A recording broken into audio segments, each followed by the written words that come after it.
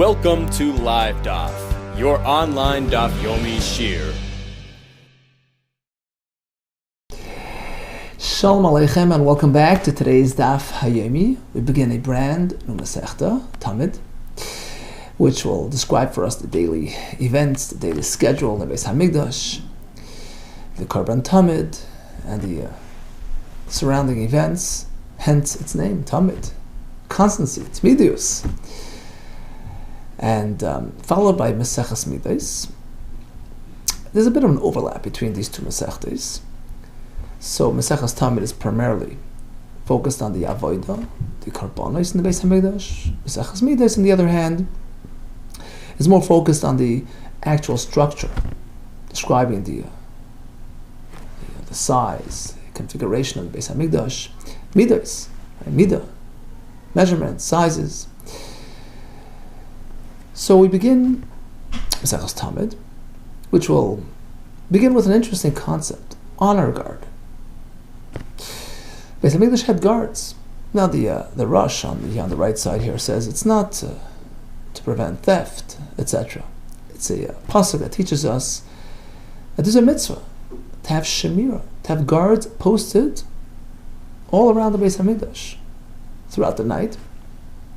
And it was meant as an expression of honor, of kavod, to show that we're not masiach das, we're totally focused. Our heart, our minds are totally focused. That's the Beis Hamikdash is the focal point of our lives, 24/7. So this mitzvah of shmira was carried out by Leviim and also a bit by the Kohanim. Says the Mishnah, b'shloishim makaymis. There were actually 3 locations throughout the Beis Hamikdash that the Kohanim were also posted as sentries, as guards. HaKohanim Shomrim b'Beis Hamikdash. Where were these 3 places? Beveis Avtinos. Oh, we're familiar with that place. That was a room, a place where the Avtinos family would prepare the keteris for the akrava. So these 3 locations were on the perimeter of the Azora. So one was Beis Avtinos. We have Ubebeis Hanitzutz, which we're going to see later is an open type of structure. It's called Nitzitz. The rays, the sparks of the sun would come in because it was open, exposed to the it would come in and shine through. And we have Beis HaMoiked, which will be described in detail coming up very soon. So the Kohanim were stationed Bebeis Avtinos, Bebeis Hanitzitz, Bebeis HaMoiked. Now, Bebeis Avtinos, Bebeis Hanitzitz, in the first 2 locations, Hoya Aliyos. They had these it was actually an upper floor where the Kohanim would stand, and Haroivim, the young Kohanim. So the actual room, the chamber, Beis Avtinos, was not a ground floor; it was an upper floor, and that's where the Kohanim would be posted. The Haroivim and the young Kohanim, Shomrim Sham, would guard from that location. What about Beis HaMoiked? That was actually a ground floor structure. Kippah was a domed chamber, big chamber, with a dome. It was called Beis HaMoiked because it had a bonfire constantly burning inside to keep them warm. The Kohanim would go in there and warm themselves up. So it was a kippah, a domed chamber. Ubayis Hagadlaya, big large room. Mukav Ravdin Shalevin. The interior walls were covered with rows of stones. So it would be like steps going up all along the walls. And the purpose of which was that on top was like a platform, like levels where the Kohanim could sleep. Beziktim Beis Av, the elders of that week's Kohanim who were serving the Beis Hamikdash, Yishenim Sham, would sleep up there on those ledges. And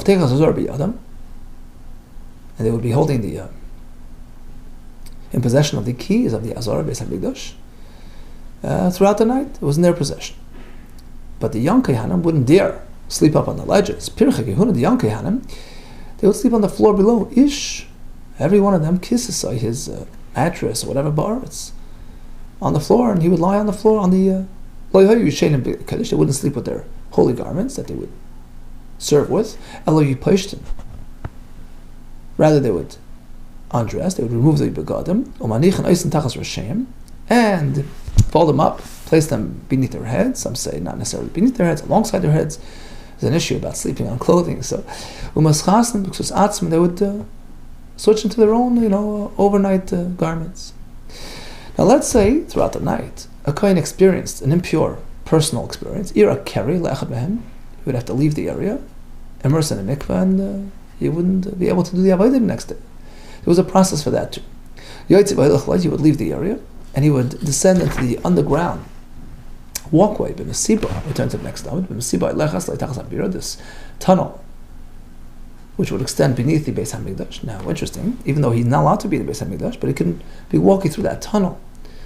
But there's a big machlokes regarding tunnels, whether they have kedusha. So even the shita that has kedusha, that's only when it's open, when it accesses the actual Makam Kodesh of Beis HaMikdash. But here, it wasn't so because it was open to the Beis HaMoket,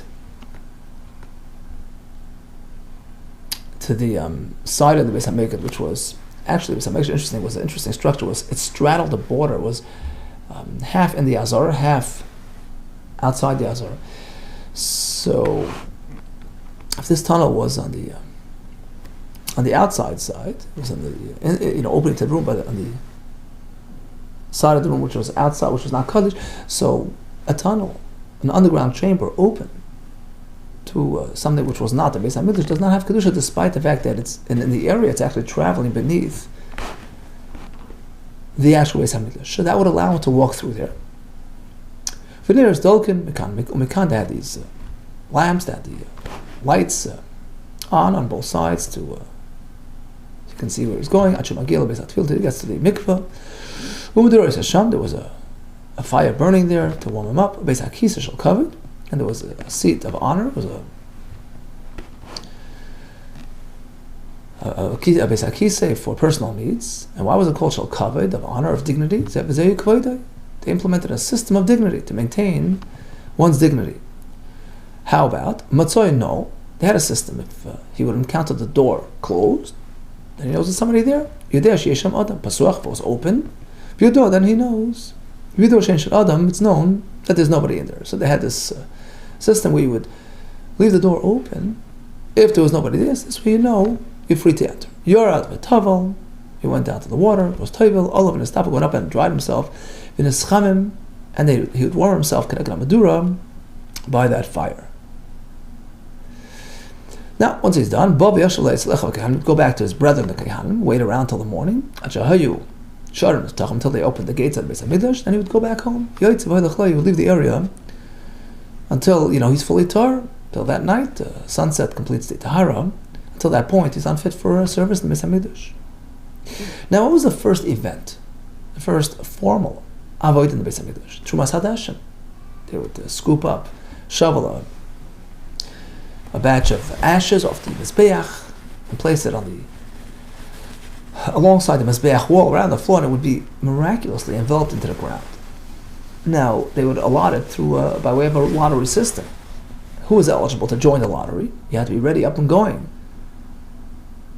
in time. So you had to wake up earlier, before everybody else. Whoever has an interest in being involved in Trumas Hadeshin, Mashkim v'Toivel, has to get up even earlier than the rest, do Tefillah, to prepare himself for the possibility. Until before the manager shows up. What time does the Mamuna show up? Not always the same time. Approximately when the rooster crows. Sometimes he would show up at the time of the rooster was crowing, or a bit before, a bit after, or samachloi, near that time, before or after. So he has to be ready to go. Whatever the Mamuna will come. Okay, came time for the Mamuna to show up. But he came and knocks on the door of the Beis HaMoket. Rabbi say, anybody available for Trumas Hadeshin? Very possible, they open the door for him. He calls out, me, whoever is already after Tefillah, ready to go. Yavav Yafis should be coming with me to participate in the lottery. Hey, Fisa, they made the lottery. Misha Zacha Boy, the lucky fellow, the lucky Kohen, won his role, won the privilege of Trumas Hadash. Back to the beginning of the Mishnah. They had Shaiman around the Beis HaMikdash. Where do we find a source in the Torah for the concept of doing Shemira? 3 places for the Kohanim. Amar Abayah Makroveh HaPasuk, describing the encampment in the Mishkan, back in the first, Mishkan in the Midbar. Achayim Lefnei Mishkan Kate Mahu, encamped to the east of the Mishkan. Lefnei El Moed Mizracha Moshe, who of course was a Levi, right? Aaron Abanav, and Aaron and his 2 sons. We have 3 Kohanim. There you go, 3 Kohanim. Shomrim, Mishmeres, Hamikdash, Mishmeres Bnei Yisrael. Okay, so now we know that there were 3 posts, 3 honor guards of Kohanim. Amri said, Bnei Yeshiva asked on Abaye, it's true, Shimon Ba'alma, Ashkan the boy. We certainly found the pasuk that Shemira is done. But how do we know the details? The question was, Masis Ktani, look at our Mishnah, it says, B'shloisha Makaimus, HaKohanim, Shemris HaMikdash. Kohanim were stationed at 3 locations. And some take out the next line, Valavim Esr Mechad Mokim, Levim 21 place. It's not really the focal point of our sugya, that's not discussed now, which is discussed later on in Maseches Midas.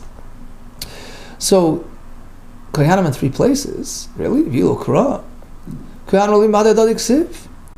But in our pasuk, you just quoted for us. What do we find? We don't find Kohanim separate. We find Moshe was a Levi alongside the Kohanim. Amri, the answer was like this. Let's understand the pasuk as follows. They're split. Levim and Kohanim, each one with its own Shemira role. So V'achayim refers to Moshe. He did Shemira in one location as a Levi. V'hada, the next part of the pasuk, again refers to Shemira. Aaron Avanav Shomrei Mishmeres HaMikdash.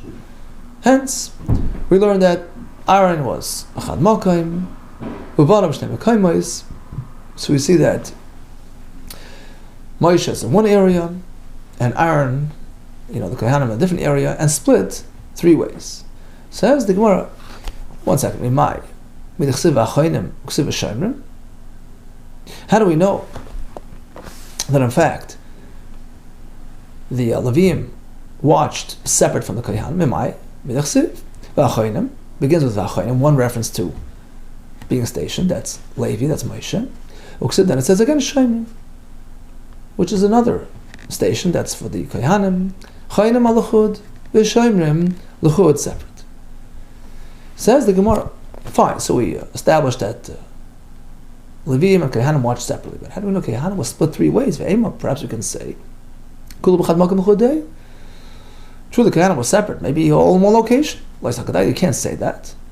We compare it to Moshe, just like Moshe had his own post. Likewise, every individual has his own post. Just like Moshe had his own place, Aaron and his 2 sons, each one his own sentry, his own post. Rav Ashi Amar, I'll show you from the last words of the pasuk that they were posted in 3 different locations. Rav Ashi Amar, Mesefer Dekra, look at the end of the pasuk where it says it 3 times. Shomrim, Mishmeres, Lemishmeres. Hence, the Kohanim was stationed in 3 different locations between Talmud Beis. Beis Haftinus, Beis Hanitzis. Iboilo. The Mishnah calls them aliyahs. Upper areas. Were they upper floors, meaning they were 2nd floor over a 1st floor? Or were they just like sort of elevated on stilts, like a platform? Iboilo. Aliyahs mamish. Were they really aliyahs? Or maybe they were just elevated, like a 2nd floor, but there was nothing really dwellable beneath it. Tashma. We have a right. For a Mishnah Maseches Midas, describing the gateways to the Azara, we have like this. This not Shabbat Safran to the north, Shar HaNitzutz. That was the gateway to the Nitzutz structure, which is described as follows. Kimeach Sadra Hoya. So Sadra is like a structure. It's like a bit of an open structure. So clearly there was a structure beneath it as well. And then above it we have the second floor where the Kohanim and Levim, where the Kohanim were guarding. V'aliyah b'nui al gaban, there was an aliyah above the Achsadra. Shekohanim shem milamala, where the Kohanim was stationed up on top. Levim milamata, and Levim actually, ironically, in these three places, Levim were next to the Kohanim. So they weren't standing alongside them, but they were more or less in the same location. They were sort of backing up for them, assisting them in their shmir, as we're going to see coming up in the next sugi right here. Shekohanim shem milamala, Levim milamata. Kohanim were up on top, and Levim down below in the lower structure. And the below structure had an opening to the choil, meaning to the area outside the Azara. You would leave through that gate. Okay, so that resolves our question. Aliyah isn't just a matter of level and elevation, it was actually above a structure. Ask the Gemara. So, how do we know that in these three locations, the Levim guarded alongside the Kohanim, not immediately? The Tana Rabbanan, here comes a brayso. Hashem tells Aaron HaKohen, you're the Kohen, you're the primary server in the Beis HaMikdash, but the Levim will serve alongside you, hence their name, Levi, like Levaya, to accompany somebody. They were accompaniments to the Kohanim. They would assist them in their avodah. Tana Rabbanan, v'yilavu alecha v'yishasucha. V'avodah kasem adav. The pasuk is referring to the Levim, helping out, so to speak, the Kohanim in their service, serving alongside them, doing shmira alongside them, etc. Now that's how you learn the pasuk. Ato Aymer, you're saying that they're serving, helping you serve in your service. Perhaps the pasuk is referring to their separate service. It just means to say that you're the primary server and they're secondary, but not that they're actually helping you and backing up for you and assisting you, such as, watching and guarding alongside you. The answer is, that's covered in a different part of the pasuk. What the pasuk says,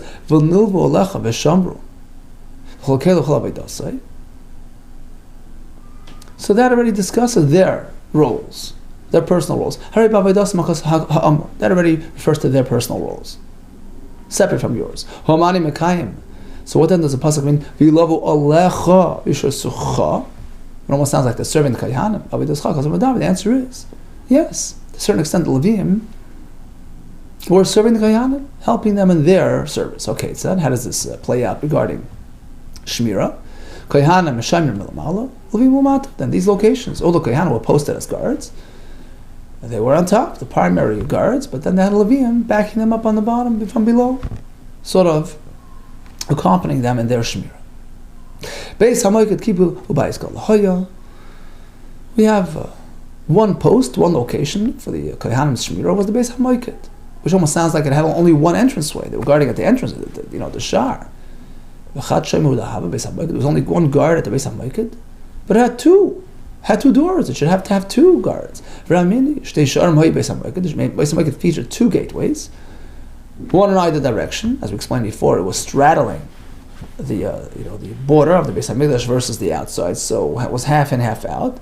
Had a gate going in, had an entrance going, entrance going in, a gate going out. So if it had two, we need two guards, one per. One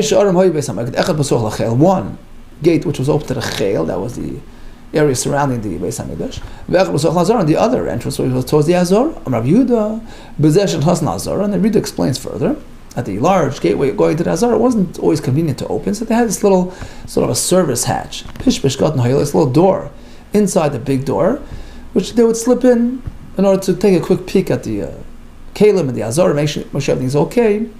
They would enter through that Livlish Azor to do a quick inspection of the Azor. In any case, that's just details regarding the entranceways to the Beis HaMoiked. But bottom line, there were two doors. Should require two shaymim. One shaymim can handle both. He keeps an eye on both doors. Since the doors were alongside each, opposite each other, close by. Sagi lubchat shomer. One shomer is enough for both. Davi, he would peer loch in this direction, but loch and peer in that direction, and can cover them both. Mukab Rebbe Shaleven. We spoke about the walls of this chamber, the inner walls surrounded with these rows of stone. Roivdin Maini, what exactly are these stones? Gizrasa ditz the basa. These were these stones, and these wide stones, rows of wide stones. Gizrasa, they were chiseled down, cut down. The sal kibul is tabasa, which was used to ascend, to climb up through that. It was like steps going up to the upper rows. So these were gizrasa, cut stone. This is tabasa, arranged in sort of row formation, which were sort of a stepping stone to get to the next level. The sal kibul is tabasa, where we had these ledges for sleeping purposes. Now it sounds like they had chiseled stones. Is that true that they would actually cut the stones as per their size, as per their needs? They would use unhewn stones, intact, natural stones. They wouldn't cut them to size. You couldn't use metal to cut them down.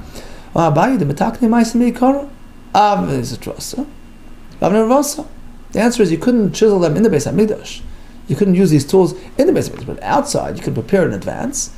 They would prepare small ones, the big ones. They knew exactly, very organized, exactly how much they needed. As we find in the pasuk, they had stones of different sizes. Avnei Asher Amos of 10, Avnei Shmoyne Amos of 8. Ziknei Beis Abishen Misham. The elders would lie on the ledges, and the youngsters on the floor. Why lie on the stone ledges? Brings a folding bed. Why couldn't they bring bread? It's not appropriate to come to Beis Hamikdash. Hashem is a whole house of service. Bring along your furniture. It's not the recheres liyule mitos to bring in beds leBeis Hamikdash. It's meant to show, like the Mesilas Yesharim says, when you're on the job, on duty, you have a little nap, but you're in there 24/7. You're totally attentive, totally energized. Don't come in with your furniture, your beds. So they would sleep on these ledges, and the Pirchei Kehuna, the young Kehana, would manage on the floor. Ish kisei ba'aretz, kisei ba'aretz. Amai kar lu roivim. Interesting. We just changed their names. A minute ago we said they're the roivim. They were the ones guarding up on top. Now we switched to Pirchei Kehuna. Why the different name? Amai Hasam. Why is it that earlier Karlu Ravim, we called them Ravim? Hacha Karlu Pirchei Kehuna. We switched to Pirchei Kehuna. The answer is at different ages. In Hasam earlier we spoke about Kehanim which haven't yet reached the age of full adulthood, which enables them to do the actual avodah. So they were assigned guard roles. Karlu Ravim, so they called them Ravim. Really like young kids. They were talking about Kehanim who were actually old enough to do the service of Beis HaMikdash. It's just that they were of the younger variety versus the elders. So we give them sort of a in-between title, Karelu Pirchei. Okay, that sums it up for today. We had an interesting concept of Shmira around the Beis HaMikdash, which was performed by the Kehanim and Levim, each one in his own separate location. As we learned from the Psukim, we have Moshe Rabbeinu's role, we have Aaron and his son's role. So the Levim were stationed in 21 areas, the Kehanim in 3, but those 3 were also shared by Levim, were assigned as Malavim, assisters, helpers, to the Kehanim, as we learned in the pasuk, V'yilovu alecha v'yishasucha. All the best to you and Hatzlacha, Rab.